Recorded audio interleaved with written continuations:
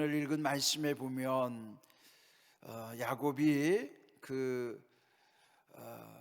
형제들, 그 아들들이 이제 양을 치러 멀리 떠났어요. 거기 보면 세겜이라고 하는 곳으로 그 형들이, 요셉의 형들 10명의 형들이 그 아버지의 양떼를 몰고 세겜 땅으로 가 있는 것이죠.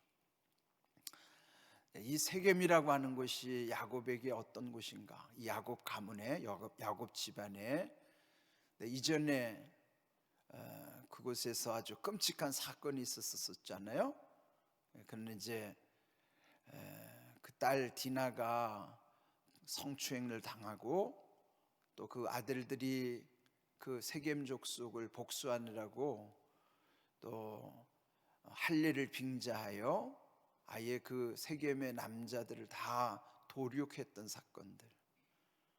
이제 그러면은 그 세겜 땅은 이제 요즘 흔히 우리가 쓰는 말로 트라우마가 있는 땅이에요.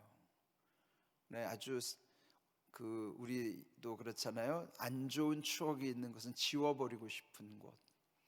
그러니까 이제 야곱 집안에서는 그 세겜이 그런 아주 끔찍한 일을 겪었던 좀 안 좋은 추억이 있는 곳이죠. 근데 이제 거기까지 또 양을 치러 가는 것은 뭐 어쩔 수 없이 갔겠죠. 그런데 이 야곱 아버지 입장에서는 또 마음이 놓이지 않을 것입니다.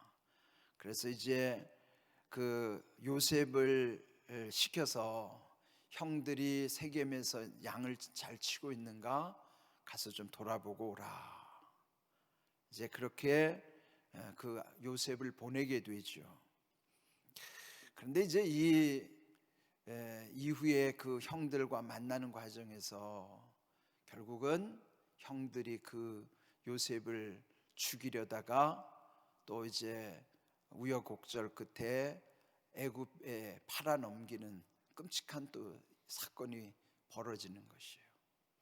그 아버지 야곱의 입장에서는 뭐 그럴 일이 전혀 상상할 수도 없는 일들이잖아요. 그런데 지금 이 상황에서 보면 그 야곱은 정말 가장 사랑했던 아들 요셉과 이별하는 때예요. 이게 아버지가 그 자기 형제들, 그 아들들에게 양을 잘 치고 있는가 그 요셉을 보내지만은 그것이 결국은 20년 이상을 이제 이별하게 되는. 그러나 아버지 입장에서는 야곱의 아버지 입장에서는 그 아들 요셉이 죽은 줄로만 알게 되는, 그 여러분 얼마나 마음이 찢어지는 고통이에요. 그런 이제 계기가 되는 것이죠. 그래서 이제 결국 세겜을 향하여 가는 것이에요.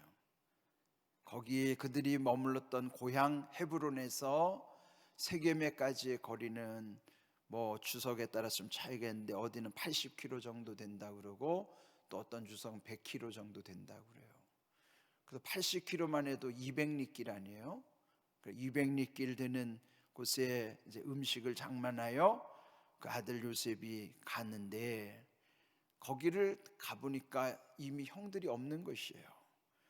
그래서 이제 15절 어떤 사람을 만났는데 이 요셉이 그 세겜들에서 방황하는 모습을 보니까 이 사람이 이제 말을 건 것입니다. 대체 네가 무엇을 찾느냐? 그러니까 무엇을 찾느냐라고 하는 것은 혹시라도 이제 유목사회에서 뭔가를 막 찾아 헤매는 것은 뭐 이 길 잃은 양이라든지 무슨 가축을 잃어버려서 찾는다고 생각할 수도 있겠죠. 사람을 찾는 줄은 모르고 뭔가 사물을 찾는, 물건을 찾는 듯이 방황하게 되는데 결국은 그 사람에게서 형들이 어디로 이동했는가를 알게 되는 것입니다. 17절 보시면 그 형들은 그곳 세겜을 떠나서 그들이 말하는 걸 들어보니 도단으로 간다고 했다. 그러니까 이제 도단까지는 또 그 세겜에서의 거리가 한 24km, 또 뭐 멀리는 한 30km 정도 된다고 그래요. 그래서 이제 또 거기까지 찾아가게 되는 것이죠. 그리고 마침내 그 형들이 이제 양을 치고 있는 도단에 이르게 되는 거예요. 여기 이제 18절 보시면 요셉이 그들에게 가까이 오기 전에 그 형들이 요셉을 멀리서 보고 죽이기를 꾀하였다. 그러니까 여러분 한 장면을 상상해 보세요. 요셉은 그들에게 가까이 가고 있는데 형들이 볼 때는 그 요셉을 멀리서 보고서 처음 마음에 들었던 생각은 죽이고 싶은 거예요. 어떻게 하면은 죽이고 싶을까요? 그래도 배다른 형제들이라 하더라도 이렇게 벌써 양을 치느라고 여러 날들 떨어져 지내고 그랬으면 어쨌든 동생을 보면 그래도 마음이 기쁘고 그렇지 않겠어요? 그런데 저 멀리서 동생이 오는 것 같은데 형들의 마음이 제일 먼저 든 생각은 죽이고 싶은 마음. 그게 얼마나 마음이 그들이 서로 불편했으면. 여러분, 사람을 죽이고 싶다는 게 어떤 때 드는 마음이에요? 그런 정말 증오의 끝에서 오는 거예요. 여러분, 우리 가족 중에도 이런 마음이 들까요, 안 들까요? 예전에 그 윤석전 목사님이 하는 그 기도원에서 거기 이제 여름에 해마다 청소년 그 집회를 하거든요. 전국에서 참 많이 모여요. 그런데 이제 제가 익산에 있을 때 어느 교회에 그분이 안수 집사님이신데 거기 큰 교회예요. 근데 자기 아들하고 이제 그 청소년 집회에 참석을 한 거예요. 그 교회 아이들하고 이제 교사로 같이 따라갔으니까. 그리고 이제 그 아이들이 쭉 앉아서 그 윤석전 목사님이 막 회개를 시키면서 그러는 거예요. 너희들 중에서 부모를 죽이고 싶은 마음이 들었던 아이들 다 일어서라. 다 눈 감게 하고. 그런데 이제 이 집사님은 자기 아들은 안 일어났겠지 하고 이제 멀찍이 떨어져 있으니까 눈을 살짝 뜨고 봤다는 거예요. 근데 자기 아들이 일어서 있더라는 거예요. 부모를 죽이고 싶은 마음이 들었던 아이들 이 시간 다 일어나라. 회개시키느라. 그 순간 소름이 쫙 돋더라는 거예요. 야, 저놈이 나를 죽이고 싶은 마음이 들었다니. 예?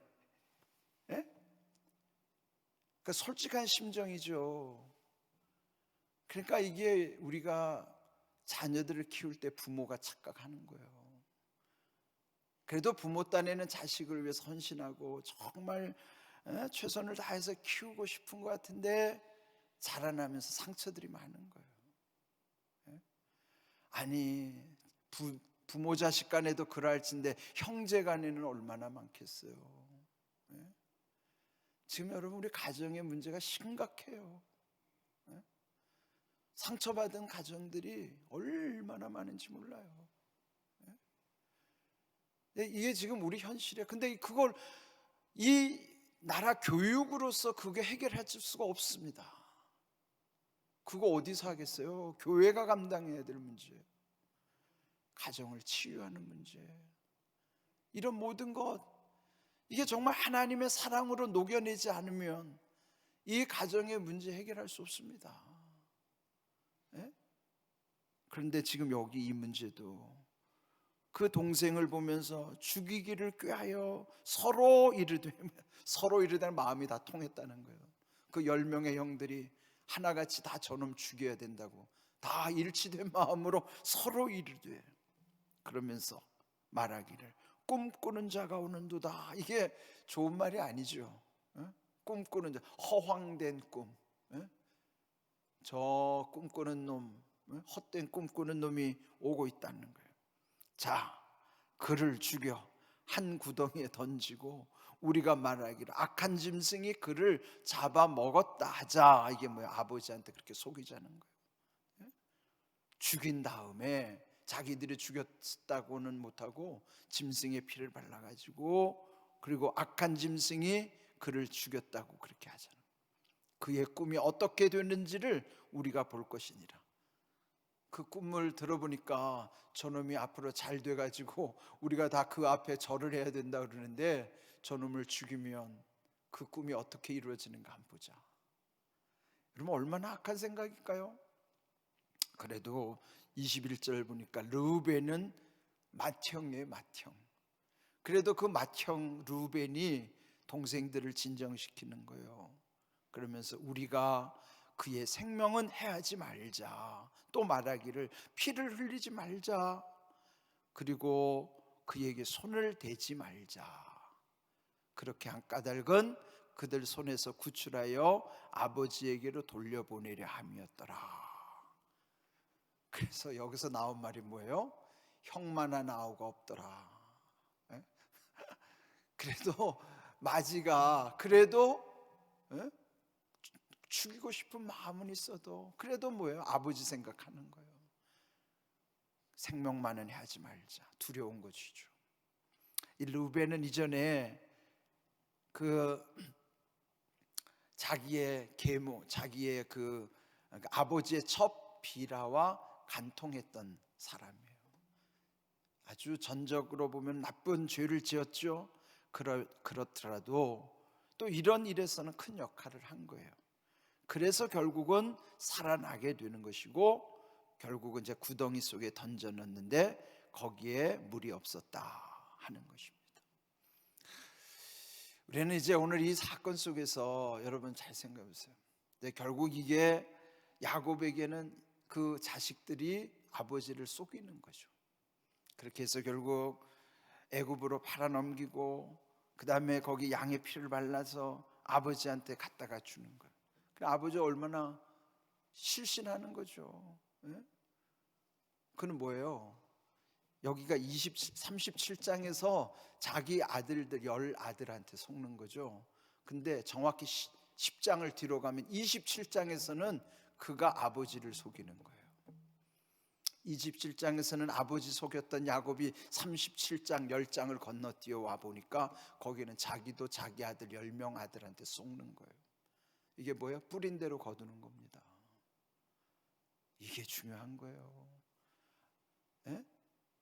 자기가 아버지 속였는데 자기도 자기 아들들한테, 자기는 한 아버지한테 속였는데 자기는 10아들한테 속는 거예요.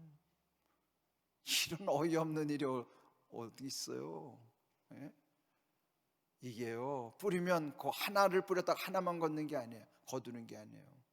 그 뿌린 데서 30배, 60배, 100배가 나는 거예요. 예? 이게 무서운 거죠.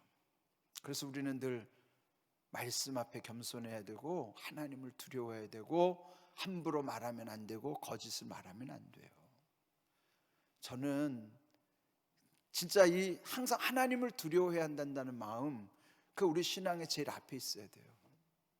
그거 있으면요, 사람들하고 그렇게 신경전을 벌일 필요 없어요. 제가 이 사역을 할 때 부목사님들하고 관계를 맺는 것도, 제가 왜 부목사님들을 감시 안 하는 줄 아세요? 저도 부목사 생활해서 봐서 알지만 부목사는 되게 부담스러워요. 붙자가 되게 부담스러운 붙자예요. 감시받기 때문에.